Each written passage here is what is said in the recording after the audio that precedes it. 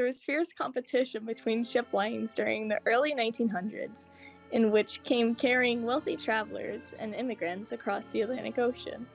On March 31st, 1909, the White Star Line began construction on the Royal Mail ship RMS Titanic, which was completed on March 31st, 1912.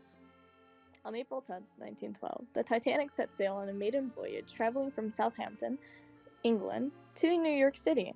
It was also referred to as the Millionaire Special and was commanded by Edward J. Smith, whose popularity from wealth earned him to the title of Millionaire's Captain.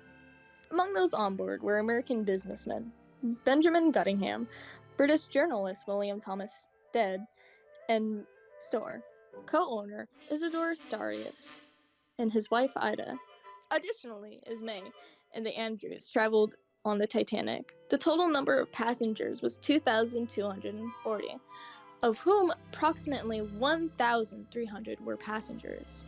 Let's talk about one of many survivors of the Titanic before we get into the final hours of the ship, Margaret Brown, nicknamed the Unsinkable Molly Brown. On July 18, 1867, Margaret was born in Hannibal, Missouri, to immigrants John and Joanna Tobin. During the first period of industrialization in America, Hannibal was filled with diverse people and interests. Her parents were a group of like-minded Irish Catholics immigrants who embraced both freedom and equality.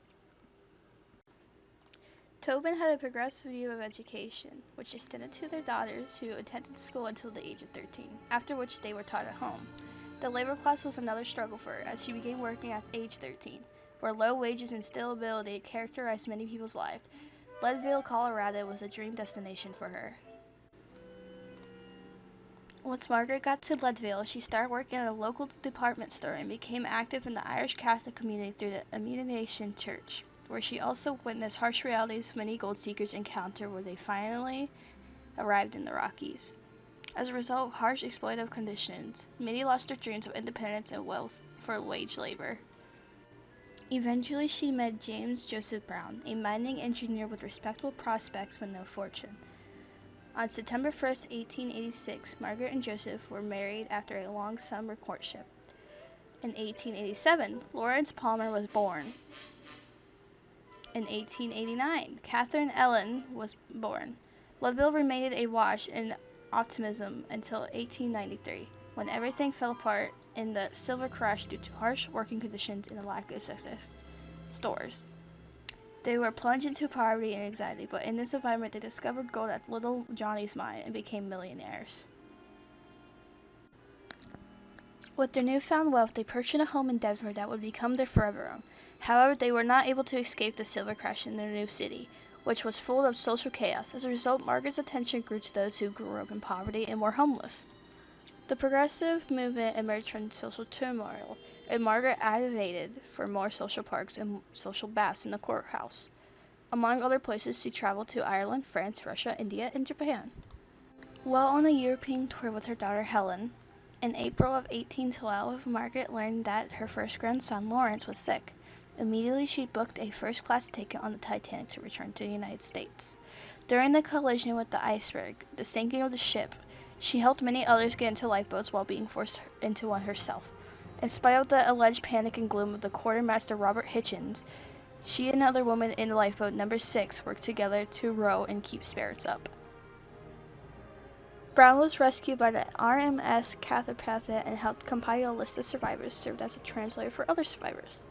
It led the Titanic Survivors Committee, a group of wealthy survivors who raised funds to help those less fortunate. After the 𝐾𝐳 ship arrived in New York City, the committee collected $10,000 from survivors and passengers. In New York, she represented the rostron with a loving cup on behalf of the Titanic survivors after raising funds for Captain Rostron's crew. Both of her grace under pressure and her useful contributes made her one of the media's heroes of the hour. In her own words, she says she survived because of typical Brown luck. We were unsinkable. She became known as Unsinkable Molly Brown for the rest of her life. It was her fame as a Titanic survivor that allowed her to advocate for the issues she cared deeply about, such as the rights of workers and women, education and literacy for children, and historic preservation. In World War I, she worked with the American Committee for devastated France to reconstruct areas behind the front lines and assisted wounded and French soldiers. Just before she died, she received the French Legion of Honor for overall good citizenship, including her relief work in France. Her support for the Titanic survivors and her advocacy philanthropy at home. On October 26, 1932, Margaret Tobin Brown died in New York City from a brain tumor. She was only 65 years old.